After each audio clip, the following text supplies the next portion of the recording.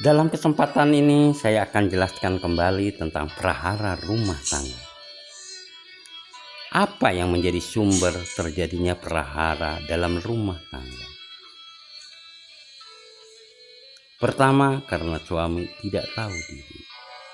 Yang kedua, karena istri tak punya harga diri. Ketiga, anak yang membuat masalah. Yang keempat, terpenjara orang tua atau mertua. 5, terlena oleh kekayaan. 6, terkungkung oleh gaya hidup. Yang pertama, karena suami tak tahu diri. Suami bisa menjadi sumber prahara dan bencana bila tidak mampu memberikan perlindungan, penghargaan, dan kasih sayang terhadap istrinya. Apalagi bila suami menjadi orang yang tidak tahu diri, bukannya menjadi sebagai pemimpin, pengayom, dan pemberi nafkah dalam rumah tangga, melainkan menjadi beban, bahkan bersifat otoriter, ringan tangan, dan bersifat sewenang-wenang. Akibatnya tentu saja istri merasa tidak nyaman dan tidak tentram berada di dekat suaminya. Padahal tujuan dalam rumah tangga agar suami istri menjadi dan merasa tenang, nyaman, dan tentram.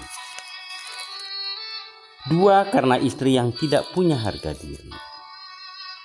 Sebagaimana kita maklumi bahwa perhiasan dalam rumah tangga, yang menghiasi dalam rumah tangga adalah istri yang solehah.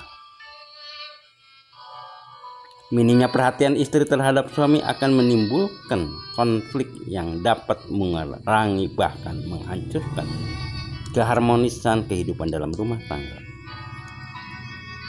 Istri yang sibuk dengan kepentingan pribadinya dan melupakan tugas pokoknya sebagai seorang istri akan menempatkan suami dalam posisi yang tidak merasa nyaman. Akibatnya banyak kasus perceraian diakibatkan oleh sikap istri yang kurang perhatian dan pengertian terhadap suami. Ketiga, anak yang membuat masalah. Keberadaan anak bukan berarti suami istri terbebas dari permasalahan. Kasus pertengkaran antara suami istri bisa terjadi sering dilatar belakang oleh permasalahan anak. Apalagi bila anak memiliki suatu sifat, karakter, atau perangai yang buruk dan sering menjadi sumber permasalahan baik dalam keluarga, sekolah, tempat kerja, dan lingkungan sosial. Intinya si anak menjadi sosok yang sulit dikontrol dan tidak lagi menggubris atau memenuhi manut terhadap orang tua.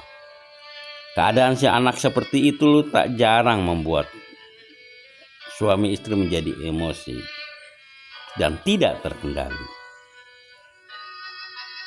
Pikiran mereka menjadi tidak terkontrol lagi hingga keduanya antara suami istri terjadi saling menyalahkan. Suami menyalahkan istri karena istri dianggap tidak bisa mendidik terhadap anaknya. Begitu juga istri menyalahkan suami karena suami dianggap bersikap terlalu keras terhadap anaknya. 4, terjadinya atau terpenjara orang tua atau mertua. Orang tua atau mertua terkadang lupa dengan batasan peran sertanya terhadap rumah tangga anak-anaknya. Seolah-olah intervensi terhadap mereka sama seperti mereka belum menikah.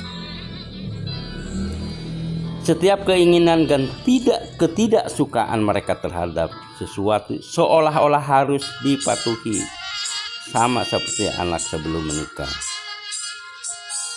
Tak jarang ada mertua yang karena ketidaksenangnya kepada menantu meminta bahkan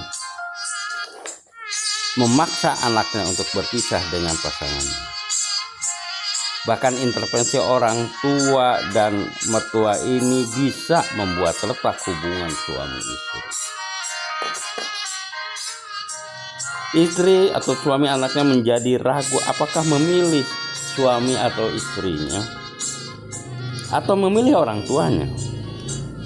Muncullah akhirnya kesalahpahaman bila memilih suaminya dianggap mendurhakai orang tuanya. Dan begitu sebaliknya, bila memilih orang tua dianggap sebagai istri yang kufur kepada suami, atau sebagai suami yang dianggap tidak bertanggung jawab terhadap istrinya. Ya, sejatinya setiap orang tua yang telah menikahkan anaknya menyadari bahwa dengan menikahkannya berarti telah menyerahkan tugas dan tanggung jawab berumah tangga kepada anaknya. Itu berarti orang tua tidak memiliki hak penuh untuk mengurusi kehidupan anaknya. Yang kelima, terlena oleh kekayaan. Ini bisa terjadi bila suami terjadi pemutusan hubungan kerja. Dengan kata lain, suami menjadi pengangguran, tidak punya mata pencaharian. Sehingga yang asalnya rumah tangga dalam kehidupan makmur, sejahtera, terjadilah suatu kondisi ekonomi yang menyebabkan terjadi pertengkaran.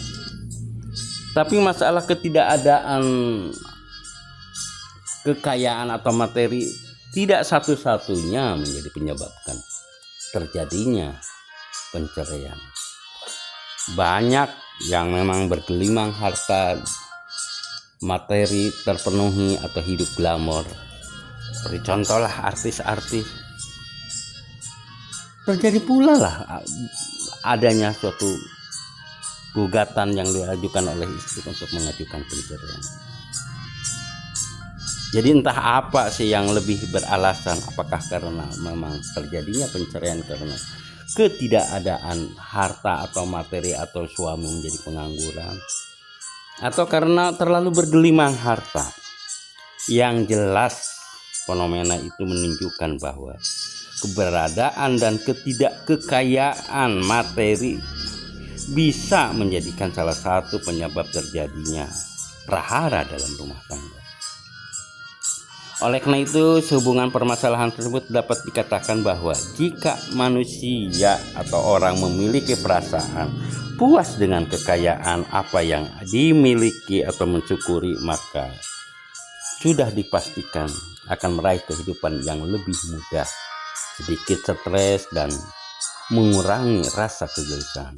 Sebaliknya, bila orang terlena dengan kekayaan, maka dirinya akan menjadikan terbelenggu. Setiap hari harus sibuk mengurusi kekayaan, bahkan malam pun mungkin tidak bisa tidur karena khawatir dengan kekayaan.